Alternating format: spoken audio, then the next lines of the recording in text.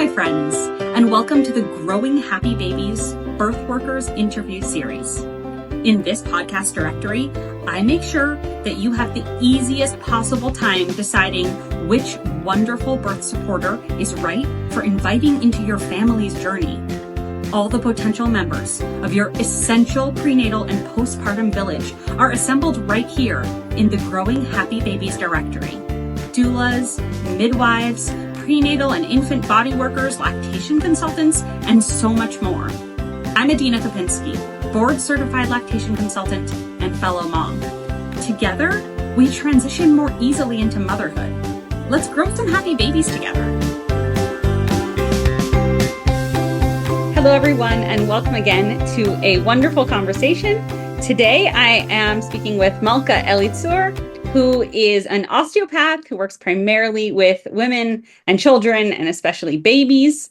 And I'm sure she's going to have a lot of really interesting things to talk to us about today. Hi, Malka. Hi, everyone. It's very exciting to be here. Thank you, Dina. Yeah, it's my pleasure. Can you start the conversation by just telling us a little bit about how you got into this field? Sure.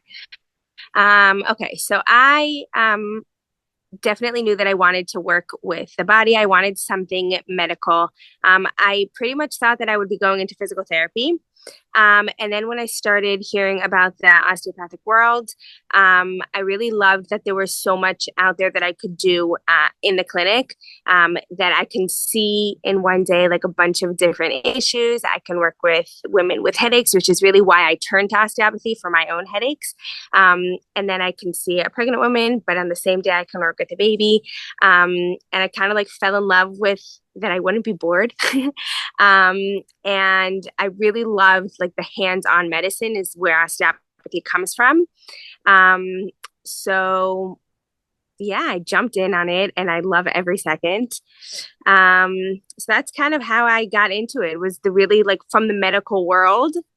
And then the hands-on work is what I was looking for. Can you just backtrack for 1 second in case somebody doesn't know? Can you define what is osteopathy? Sure. So osteopathy was started in America by a doctor, actually, who really believed that the body is made whole, and that he basically would work with his patients and really look at the body every time that there was something wrong with the person who came to him.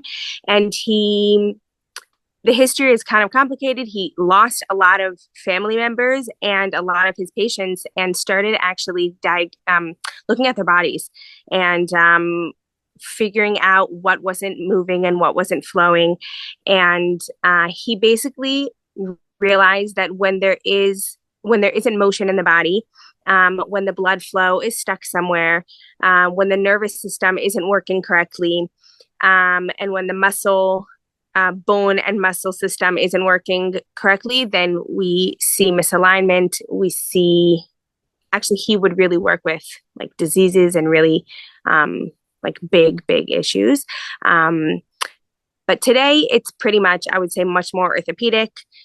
We see a lot more, bone, back issues, that type of stuff. But there's also a whole world where the cranial sacral comes into the osteopathy. We basically say that it's a medical hands-on treatment because we really look at the anatomy, the physiology, the neurology of the person who comes in, where it's flowing, where it's stuck, and then we kind of figure out, look for balance in the body, create balance in the body, and then we're able basically to get like more health and less pain and help our patients. Beautiful. Yes. I do think a lot of people really appreciate how osteopathy can fuse that hands-on treatment we associate with alternative medicine with the deep medical knowledge that we often feel very safe with. So it's a fantastic blend. Yeah, I think that also a lot of people like it. Like in these days, they really want to go, they want a medical, look at the thing, but they don't necessarily, they do want touch. They do want the feel. They want someone to actually touch them and help them feel better. I think it's becoming much bigger now, and people are happy with yeah, people are very happy with osteopathy. Yeah. So do you have any specializations that contribute to the work that you do with mothers and babies? Yeah, so I do see a lot of pregnant women.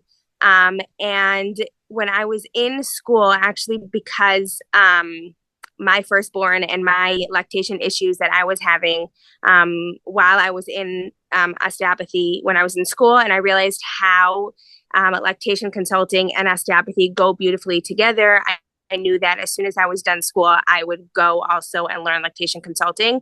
It was very important for me as a practitioner not to just give tips because, you know, I'm a mom and I have kids and that's how I do. It was really important for me to go learn it and do it correctly. And basically, what I do is give a one-stop shop to moms.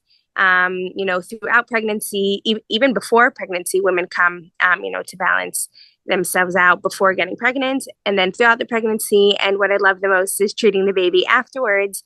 And with I'm also a lactation consultant and well, initially called a lactation counselor. And I'm basically fuse it together with my osteopathic work. And what sometimes moms don't even know is that when there's an issue with milk supply, or there's an issue with a latch, or the baby is hurting the mom, it's either let's fix the latch and help you, you know, latch correctly, but there's so much body work that needs to be done to help this baby nurse correctly. And it's beautiful. I love it. I love being able to fit it in. It goes really well together. And then sometimes even a mom will come together with the baby and I'll see them together. Like I'll put a treatment together for both of them. You know, so it's really great. Joint visits are so magical because mother and baby are one unit. I mean, like what, 1 week ago, 1 month ago, you were the same organism, and now we're going to treat you as separate individuals, but you haven't actually individuated yet. You're really bonded. And when we treat mom and baby together, it's just magical. My favorite is then I treat the baby and then I treat the mom. And then the baby, you know, is more upset. So the mom's nursing the baby and then baby falls asleep, mommy falls asleep, and I'm treating. And it's like, I wish I could take pictures of that all the time. Do you have to wake people up at the end of a session? Sometimes. I haven't slept in months. They probably appreciated the nap most. Oh my God. I actually once had a 9-month pregnant woman who came and she was like, one of her issues was that she doesn't sleep during pregnancy. And she snored so loud during her treatment that I had to wake up. She's like, I literally have not slept my entire pregnancy. It was amazing. She needed you to move in with her. It was great. Yeah, I did that all. Anyone who listens to my Lactation Professionals podcast, which is called Body-Led Breastfeeding, knows how much I love the fusion of body work with lactation support, because that's what I try to do without being certified or a doctor like you are in osteopathy. I do always try and look at the baby's whole body, because you just can't look at the latch or the suck in isolation. The whole body is meant to and involved in supporting the baby's breastfeeding. So I just love to hear what you're doing. Yeah, no, it's amazing. I mean, there's so many times that when I start off a treatment, I look at the baby's body and you can see sometimes how the baby's pelvis is kind of twisted in a specific direction. And then the mom says that the baby's hurting me, you know, on the same side, or the baby won't lay and latch on that specific side. And, you know, there's so much work that we can do on the latch, but you really need to align the pelvis in order for this baby to latch correctly. And it's really amazing. Sometimes the mom's like, what are you doing? And during my treatment, I do explain everything I'm doing so that the moms can be a part of what I'm doing. But it's pretty amazing, like, to explain to them, like, you can really see how this baby was inside the body, and then we can release that pelvis. And sometimes even during the treatment, you can see the latch gets better. It's really amazing. Yeah, absolutely. Recently, I had a woman come into my clinic and she had already seen 2 lactation consultants, and she was already 6 weeks postpartum and excruciating pain while breastfeeding. I mean, it was like astonishing that she was still breastfeeding. And she came in holding the car seat and the baby was asleep. And I glanced at the baby, and you're going to smile when I say this, but this is how the baby's head looked. And I said, well, actually, I should do it better. It was like this. with like the shoulders and the ears. And I said, does your baby always sleep that way? And she said, actually, yes. And I said, okay. So we already uncovered one layer of this onion. And that was really the key. The key was the torticollis all along. We've been working on the torticollis for a month, and they're like, they're not healed, but they're on this wonderful journey. And it's so much easier for her to breastfeed now because there was such marked asymmetry in the neck. Yeah.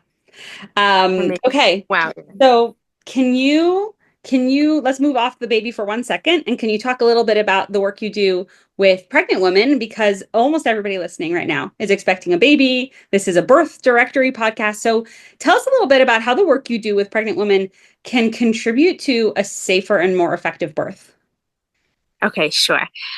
So first of all, I actually just told a patient today that I really love working with pregnant women because it really is working with two, you said before, they're like two organs, but it's really special to be able to feel the baby while I'm treating and to help the mom feel better. I always say that when mommy feels better, then baby feels better, and then everybody's happy.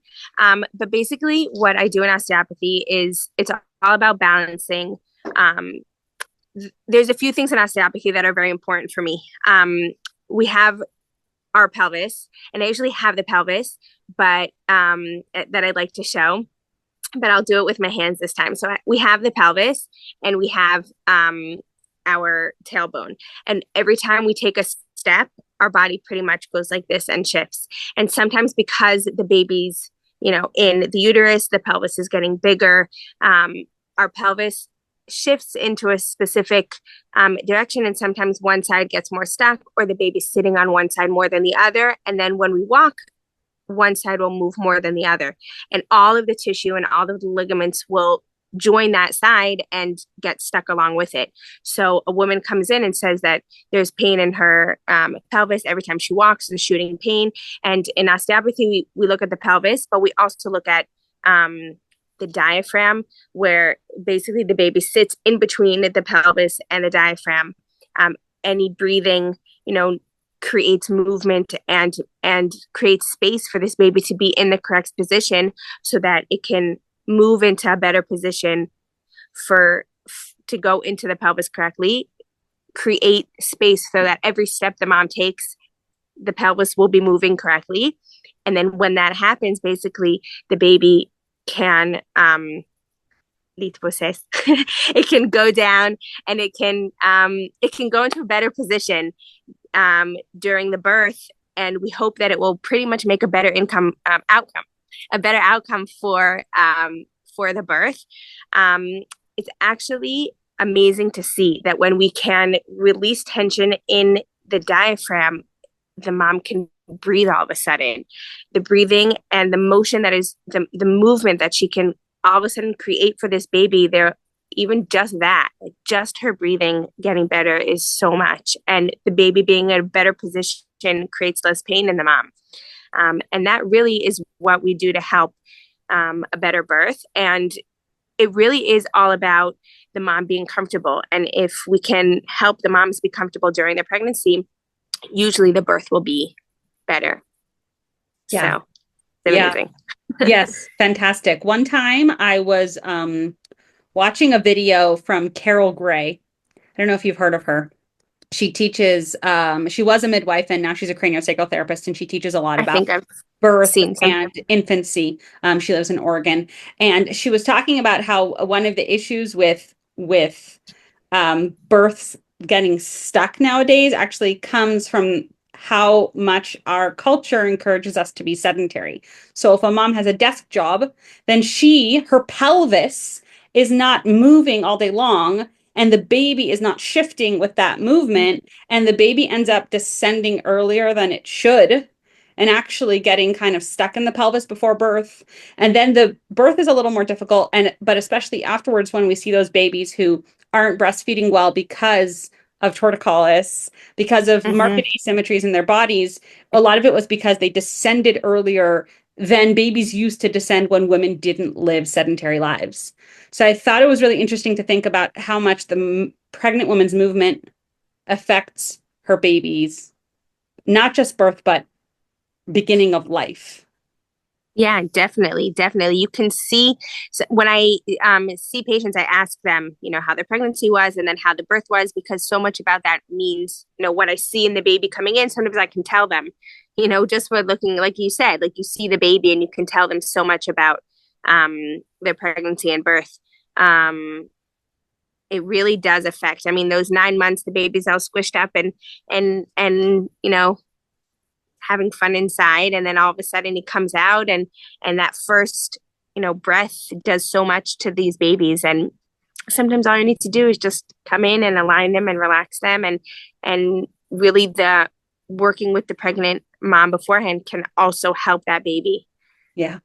Yeah, beautiful. So let's swing back to the baby for a second and tell us a little bit about how your osteopathic work can help a baby who's suffering from colic, reflux, breastfeeding difficulties. What about your work helps alleviate those struggles? Okay, so basically what we do in osteopathy is in babies, I would say it's easier to explain, is balancing out the nervous system. When the baby does take that first breath, the sympathetic nervous system, which is the fight and flight, and which causes that tension sometimes in the body, um, is all of a sudden starting to work. And sometimes that balance kind of it works much more than the parasympathetic nervous system, which is the calming one. And then because of the birth, whatever birth it was, whatever 9 months that baby had inside, we the way that the baby goes through the birth canal, whether the birth was used, what there was vacuum or C-section or whatever, or even a natural birth, that baby goes through a lot to come out. And because their bodies are so small and so easily able to touch, and I say chamar. Babies' bodies are pretty much, their bones are still so, you're able to mold them. They're very much like clay. We can really work on their body by making sure that asymmetry is symmetrical. And the way we do that is there are specific areas that are very important to osteopaths. It is very important for me to check the pelvis and check the base of the skull. Those two areas really work together because of the craniosacral mechanism, which is this flow of fluid that goes from the cranial bones down all the way to the pelvis. And it actually has a lot to do with the nervous system. So even sometimes in a quick birth, when that baby is comes out and that first breath is really quick, that also there's a lot of tension in that body. And what we do is we come in and we release that tension in that cranial sacral mechanism, which automatically helps the nervous system. The other area that is very important for me to look at is the base of the skull. Coming out from the base of the skull, we basically have incredible nerves that are one of them is the vagus nerve, that is like pretty much the most important for babies. It has to do with colic. It has to do with the way that the digestive system works.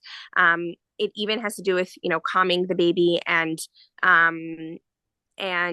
it's and from the same area we basically have the jaw, and we have the opening and closing of the jaw. We have nerves that go to the mouth. So just from working on the base of the baby's skull, we can already help 3 or 4 systems balance out and work correctly. So that's already helping, making sure that the jaw opens and closing symmetrical, that the nerves to the tongue itself work correctly. And then one of the issues that I love really freeing up is the chest area of the baby. That when the baby's chest is kind of like stuck and not moving, we see reflux. We see babies who we also see colic. There's also issues, of older babies who have issues lifting up their heads and stuff like that. And when we can release the digestive system, the chest, we basically see the diaphragm, the pumping of the breathing is better. The food goes into the digestive system in a much easier way for the baby. The food stops coming up as much. Like it goes in and it settles, and the digestive system works better because of the way that we work with the body. What I love about treating babies is that doing a little is so much. And you don't always have to have a long treatment. Sometimes specific areas that are the most tense we can work on. And what I love is that you help a baby, but it changes the whole family's dynamic. Like if there's an issue with a baby, the whole family's thrown off. And it's amazing. I love it. Yeah. I love that you love it, and I love it too. Yeah, no, it's really great. And what I love about the way that I work is that I do explain to moms and dads and grandmas and whoever's in the room. I try to explain to them anatomy, like with the anatomy that I'm working with, what I'm doing. And sometimes it's amazing for them to be like, wow, like that system in my baby's body was like something. I'm not just imagining that my baby's crying all day long, or I'm not just imagining this throwing up all the time. Like there's something actually, I wouldn't say wrong, but there's something like off with what's going on, or there's tension in my baby's body that I'm helping with now. And it's really amazing also to see, the mom feels validated. So it's great. Yeah. So to close off, could you maybe tell us about something you wish that mothers knew about their bodies or their babies during the postpartum period, right after birth? Sure. So I would say that in Europe, every baby, I would say more in France, every baby sees an osteopath before they leave the hospital. And I think that's incredible, because here we kind of hear about it. Sometimes you'll hear about it by your lactation consultant, and sometimes you'll actually go to Tipa Halav and they'll tell you. But I think that women who know that they have a way to help their body, that if they're in pain, or if even, something is off with the way that they feel, or they're holding their baby all day long and it's uncomfortable, or the nursing is hard and something's not right, that there is, there's a lot of things that we can do to help them. And I think that the way that I like working with pregnant women after birth is that I can see them right away to kind of help them feel better. But 6 weeks after, your body does need help sometimes being put back into place. And that pelvis that held a baby for 9 months should be aligned. I mean, it's early to say, but for the next pregnancy, and even just for day-to-day life, in order to, try to continue on with less pain. Mm-hmm. And sometimes I think it's also just important to know that there's help out there that can help your baby. You and your baby deal with less crying, deal with, we can help the baby nurse better. We can help your baby gain weight, because if he's eating better, then your baby will gain weight better and it will poop better. Like there's so much that we can do to help. And I think that that's what's important to know. Yes. Yes. Thank you so much, Malka. Thank you.